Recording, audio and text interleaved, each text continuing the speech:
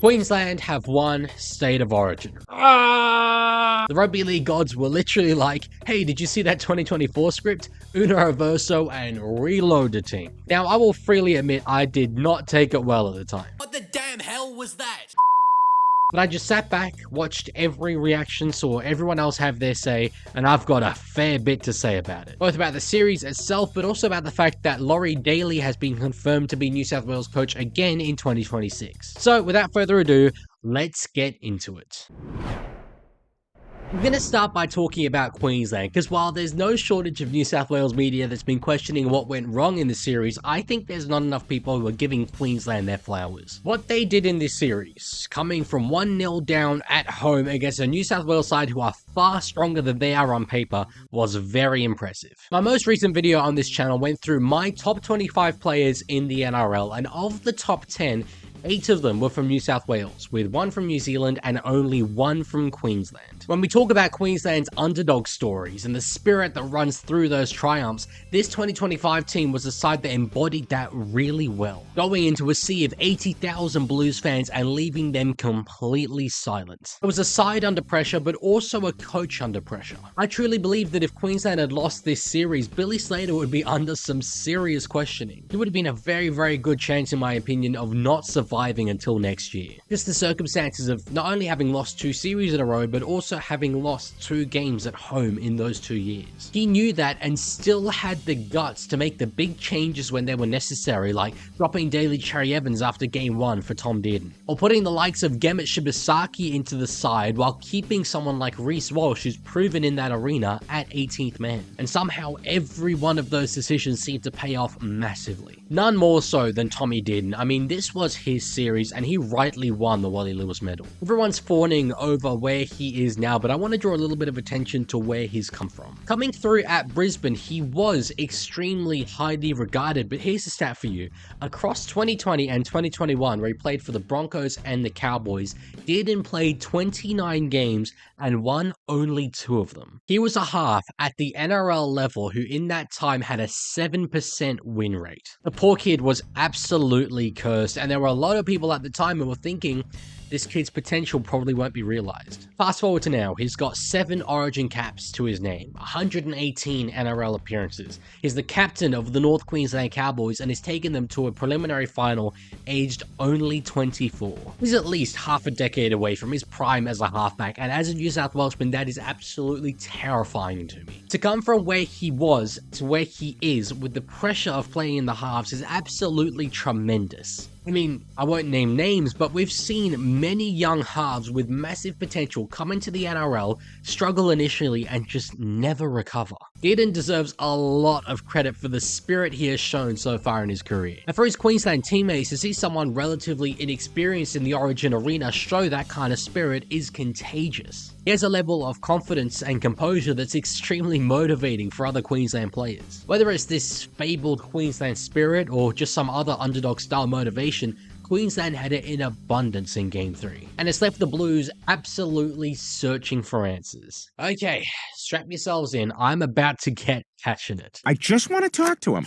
Why do you have a shotgun? I just want to talk to him. Dad, this is ridiculous. I just want to talk to him. I just want to talk to him. I just want to talk to him. It is not his fault. I just want to shoot him. I Accident. just want to talk to him. You can't shoot him. Wait, what?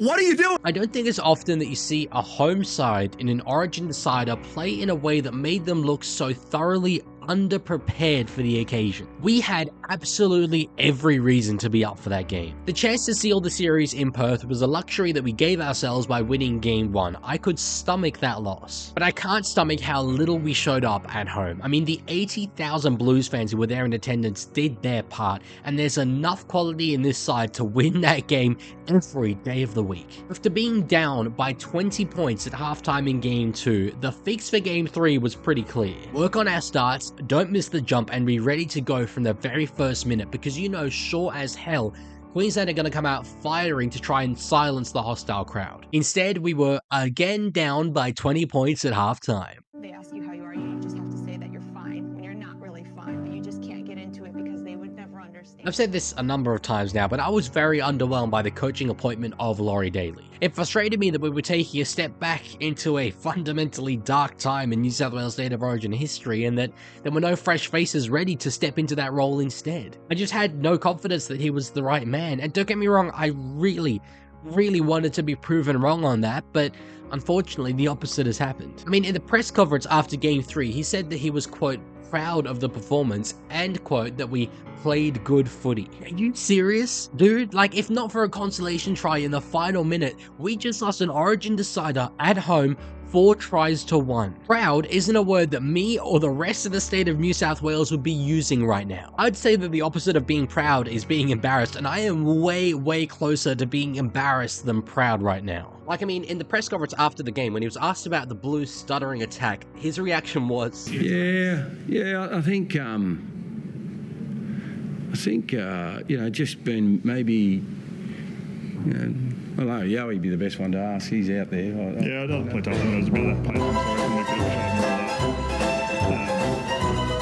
a shot more Some of his rotation decisions throughout the game left me very confused. Isaiah Yeo played the full 80 minutes after playing only 56 and 53 minutes in games 1 and 2. Conversely, Max King played the opening 22 minutes and didn't return for the rest of the game. Even the simple fact of Connor Watson averaging only 20 minutes a game across the series despite regularly playing 80 minutes for the Roosters in the middle. And yet, New South Wales Rugby League Chief Executive Dave Trodden has confirmed that Daley will be head coach for the Blues again in 2026. I mean, sure, he's now coached 6 series for only 1 win, but sacking him would mean admitting that we're wrong, and we can't have that. He deserves another opportunity to improve his coaching record all the way up to 2-5. Anyway, look, stepping in as staunch a defender as anyone of Nathan Cleary at the Origin level. I mean, to me, a player of that quality, it just didn't make any sense for him to not be a success in the Origin arena. It just wasn't logical, but for a game like that, I think a fair bit of responsibility does need to fall on him. Granted, a number of his forwards really didn't aim up in terms of meters for this game. Max King had 37 meters. Liam Martin had 54, including a line break.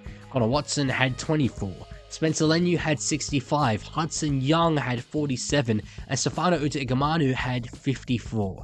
That's pretty terrible. Both Cam Munster and Tom Dearden, both players not known for their long kicking games, individually kicked more than Nathan Cleary did in this game. Cleary averaged only 32 meters per kick, while Dearden averaged 47. That doesn't reflect the relative skill sets of those two players. When you're losing control or have lost control of a game, it's the halfback's responsibility to guide you back into it. And unfortunately, I don't think Nathan Cleary has shown the ability to do that at this level that a guy like, say, Mitchell Moses has. Look, if you ask me who my Haas pairing for Game 1 2026 would be, I'm still going with Cleary and Moses. I'm still holding out hope for what Nathan can do in Origin, but for the first time in his 16 games so far, I'm genuinely questioning whether we're going to see what I believe we can see. But for the very first time in his 16 Origin appearances, I'm genuinely questioning whether we ever will see what I truly believed we always would from him in Origin. Anyway, I just feel very hollow right now, really very hollow.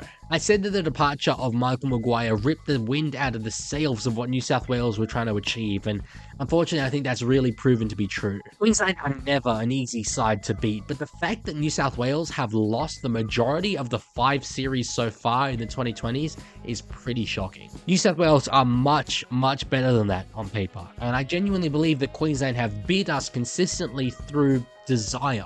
They've outworked us, and I cannot live with that. Anyway, Origin done for another year. Congratulations, Queensland, a very deserved series win and one that you should be very proud of. Let me know in the comments what you thought of the 2025 Origin series, but I will leave it there. Thanks for watching, and I'll see you later.